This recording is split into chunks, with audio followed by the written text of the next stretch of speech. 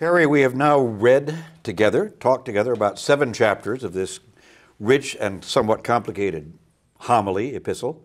And as we come to chapter 8, our author says, now the main point is what we're trying to say, and then goes on to talk about the high priest. First of all, if you can help me with this, what makes a main point a main point? Why is this suddenly what we've been driving toward? And then you need to help us understand about who this new high priest is. All right. Well, I think our author has been moving in this direction all the way through. He reminded us, or threw out the hint back at the end of chapter 2, that Christ was a high priest, right. And that's what he was going to try to argue. Hinted again, and after describing what priests were like in chapter 5, and pulled out of his hat Psalm 110:4, priest according to the order of right. Melchizedek, told us why Melchizedek was important here. The main point, as he suggests, is that we have a high priest of the sort that he's just finished describing, one who is perfect forever, who is like us in all things and can sympathize with us. We can follow in his footsteps. He's also part of that ideal world, a king according to the order of Melchizedek, who's righteous and peaceful. So we have a high priest, and now what he wants to do is to tell us about what a high priest does. And for the next several chapters, from chapter 8 through about the middle of chapter 10, we have another one of these little homilies. And it starts out in the same way as the homily in chapter 3 started out, with a little introductory paragraph. That one was about Moses. This one is about Moses again, interestingly enough, and what Moses saw on Mount Sinai. And then he has another scriptural quotation. Back in chapter 3 was Psalm 95. Here it's Jeremiah. And it doesn't seem to have anything to do with a high priest or temple or anything of that nature. So you begin to wonder what's going on with the Jeremiah quote. But it's going to be essential to what he wants finally to achieve, and that's to show how Christ is relevant to the lives of his addressees here and now. Right now. And so to talk about Christ as this high priest, this heavenly figure, mysteriously like Melchizedek, finally has a payoff for him. And it's very, very much a payoff in terms of the way his audience are supposed to live. So that's where he's going. No, that's very helpful. And then he does an exegesis of the notions that he's thrown out in the beginning of chapter 8 and in the Jeremiah quote. From chapter 9 through roughly verse 10 of chapter 10. And it's a nicely balanced set of reflections, balanced in almost the same way as the little sections were in the homily in chapters 3 and 4. So you can see how his homiletical mind works. It works here through another rhetorical device of antithesis, setting up oppositions between heaven and earth and new and old. Those are probably the two most important oppositions that he plays with. And he finally collapses them into one as he interprets the significance of the Jeremiah quote. So he's getting into this, this whole business of showing why Christ is a priest, and he does so in that elaborate, formal way. And Christ is not only a priest, but a high priest. And the characteristic act of a high priest is what the high priest alone can do, and that's the ritual of Yom Kippur, the Day of Atonement. And so whatever it is that he wants to say about Christ has to match that in some way. You can think of it as typology if you want. The old looks like this, Christ looks like that. There's some sort of connection between the two, and we can learn from the parallels he suggests. That's what he's going to be doing, talking about Yom Kippur and showing how it applies to the death and exaltation of Christ. And how the great Yom Kippur is Christ's Day of Atonement. Right. That's very good. This is just to help me understand that this business about the shadow and an earthly tabernacle and a heavenly tabernacle, is that Plato? Is that Philo? Is that Jesus? What do we got going on there? Well, first of all, it's Exodus, and Moses supposedly sees the tavnit, the plan for the desert tabernacle. God shows it to him. What that tavnit was it an architectural drawing? Was it a scale model? Or, it's a little bit unclear, and it can be imagined in different ways. But one of the things that's going on here is an appeal to reading of the symbolism of the temple that we find in a lot of Jewish sources, the temple which symbolizes either the world or heavenly spaces. And so what the author has in mind is the fact that there was an inner portion, the Holy of Holies, and an outer portion, the holy area of the tabernacle, and later of the temple. And it was only into the Holy of Holies that the high priest could go, and that only one day a year. And so he maps that onto the world at large in one of two ways, and both of these ways are attested in contemporary sources. That is that the world as a whole is kind of a temple, and the Holy of Holies is heaven. And so where Jesus goes when he ascends is into that Holy of Holies. He also, though, says that Jesus passes through the heavens. And it may be that he has in mind a notion of a multi-tiered heaven, and God's throne is in the highest tier or something, which would be the Holy of the Holy of Holies. Right. So, but in any case, the final point is that Jesus gets there. And all of this business about Jesus having been enthroned at the right hand of God that we had from chapter 1 on is now mapped onto the Day of Atonement ritual. Okay. So that what happens in the ascension of Christ is analogous to the high priest going into that Holy of Holies. Good. So that's where we're going to go with all of this. That's good. Now, as a high priest, Jesus is a mediator, he tells us, and what he mediates is a new and better covenant, and that's something for the last days. That's a lot of stuff to kind of It's a lot of stuff. We've seen our homilist mixing metaphors before. Remember the business about the anchor that penetrates into the inner sanctuary, which was anticipating the scenario he's going to be describing now. So we see him playing with stuff and mapping things and interweaving different notions together in a very complex and interesting way. This is where the Jeremiah quote becomes important. Because the Jeremiah quote, which is the longest citation of any passage from the Old Testament anywhere in the New. Is it really? Is from Jeremiah 31. And it's about a promise of a new covenant written on the heart. The days are coming, he says the Lord, when I will establish a new covenant with the house of Israel and with the house of Judah, not like the covenant I made with their ancestors in the day when I took them out of Egypt. Remember chapters 3 and 4. Absolutely, right. For they did not continue in my covenant. Remember the desert generation. Falling aside after a terrible generation. This is the covenant that I will make with the house of Israel. I will put my laws in their minds and write them on their hearts. So it's an interior covenant.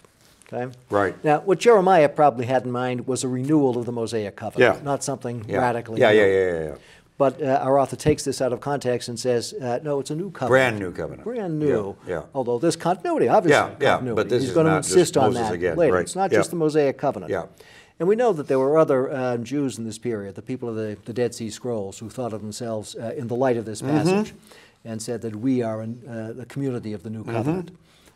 So I think what our author wants to do is to, in his final exhortation, get the community to think about themselves as the people of the new covenant.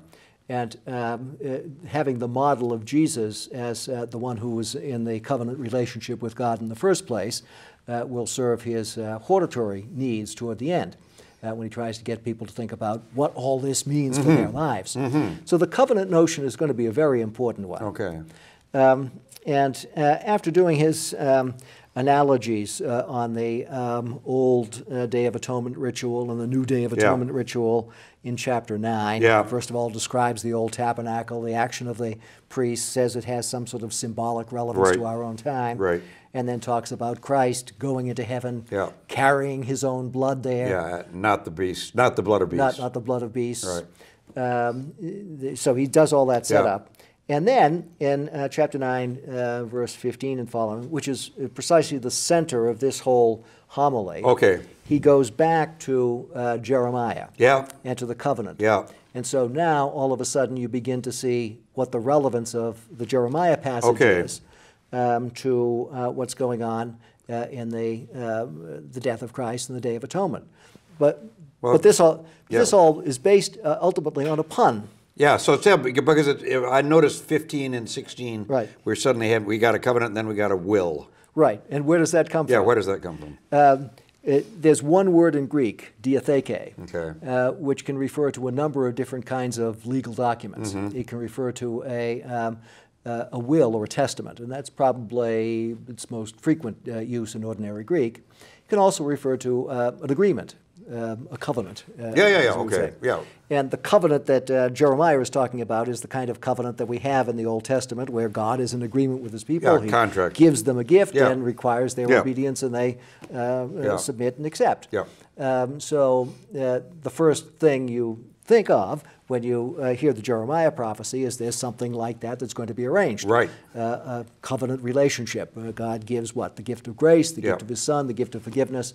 But the author says, no, this is a diatheke that's a will. And a will is something that gives you an inheritance. He had sowed the seeds for this. Well, we had that way back with the sons and daughters and brothers and sisters. Back in chapter 1, the introductory paragraph, which indicates that he knew where he was going to go. Well, it seems to me there's so many indications of that this is mapped out. In any case, what we have here is Jesus' death interpreted as what happens in giving a will. In order for a will to be effective, the person who makes the will has to die. Right. He says that, just simple legal reasoning in chapter 9, verses 15 and 16.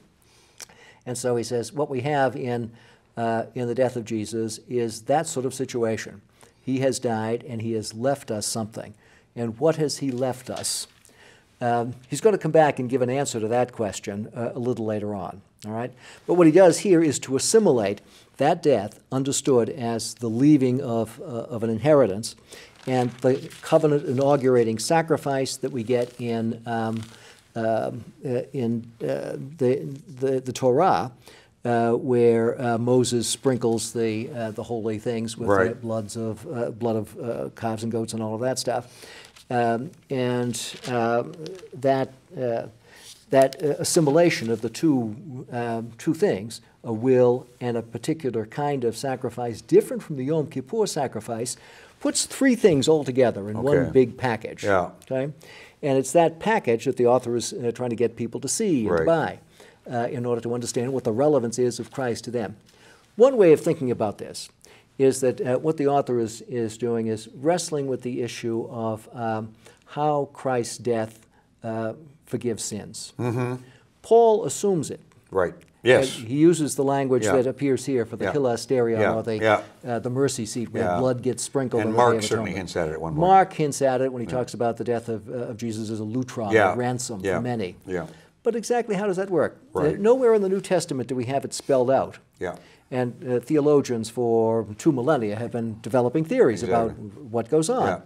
I think our author is wrestling with that a little bit. And he's going to give an answer to it on the basis of two things. That is the Jeremiah quote and the assimilation of covenant inaugurating sacrifice to the inheritance that Christ gives us by his example. And it's the covenant involves an act of divine grace in just forgiving sins. There's no quid pro quo. It's not the case that the blood is a ransom for sins, or no vicarious suffering is involved here. It's a gift of divine grace. God says, I'm going to forget sin. I will remember sin no more. Divine amnesia. Absolutely.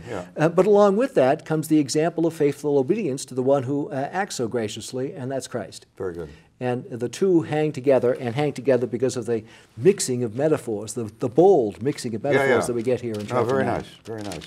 Let me ask you a question which is not a side question, but which backs us up a little bit.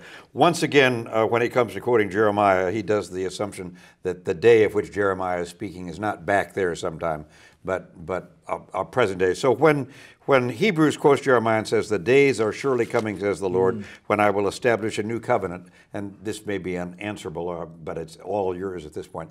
Is that mine now? Is the here? Is this the day, or is that still to come? Do we live? Where are we in terms of the fulfillment of Jeremiah's promise as we sit there in 60 A.D.? 60, right. I think from the point of view of our author, a new covenant has been established in the death of Christ. But the covenant points to a hope, and the inheritance involves a hope. It involves fulfillment of the promises that were begun to be made by God to the people of Israel, and he's going to be talking about the ultimate fulfillment of those hopes as he gets towards the end of the letter. So he understands himself to be in the already but not yet, the already of a new covenant relationship that's leading to a climax that will be the new Mount Zion. Yeah, yeah, okay, yeah, which we'll have soon. At the end. Okay, that's very good. And one other question that always puzzles me: what's the significance of this once for all? The high priest goes yearly to make sacrifice. Jesus once for all. It's part of the argument that we've seen from the start. That is, there's something good of old. I'm going to show you something better. Okay. The good of old is the once a year. Yeah. But it happens every year. Yeah. And if one is to be valorized over many, as we've seen him do on a couple of occasions, it may be reflecting some sort of philosophical commitments. Who knows? Yeah. But in any case, once for all is really just really, once. really good. Really Yeah. Okay. Highly valued. Thanks. Right. Appreciate it.